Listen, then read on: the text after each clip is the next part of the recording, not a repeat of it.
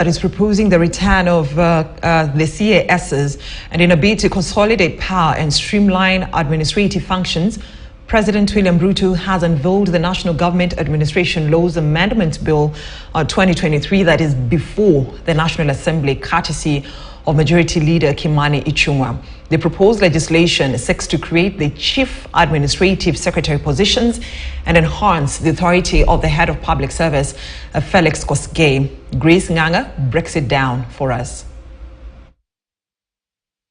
The National Government Administration Laws Amendment Bill of 2023, tabled by National Assembly Majority Leader Kimani Ichung'wah, outlines significant amendments that will reshape the landscape of the executive arm of government, impacting the role of cabinet secretaries and principal secretaries in Parliament and counties. If passed, the bill will shield CSs and PSs in Parliament and counties, with Chief Administrative Secretaries, CASs, assuming responsibilities such as liaising with legislative bodies, representing CS in meetings, and responding to issues within their assigned portfolios.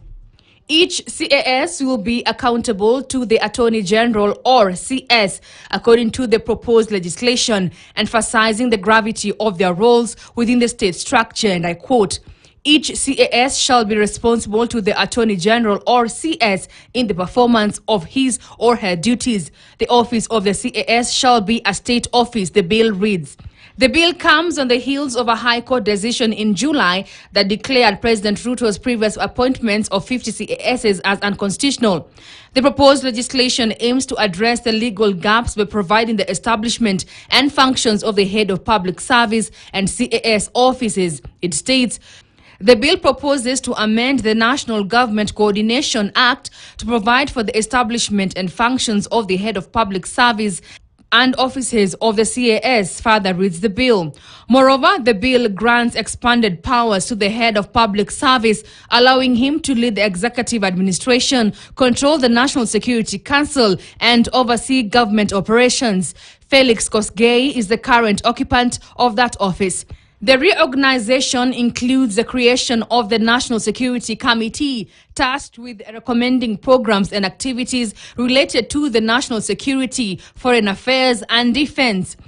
The committee, chaired by the Head of Public Service, comprises key figures such as the Chief of Defense Forces, the Director General of the National Intelligence Service, the Inspector General of Police, the Solicitor General, and various principal secretaries. The proposed legislation also seeks to reorganize the National Security Council, introducing the National Security Committee. The committee, chaired by the Head of Public Service, will recommend programs and activities related to national security interests, foreign affairs, and national defense. Notably, the bill introduces the position of National Advisor nominated by the President, who will automatically assume the role of National Security Advisor.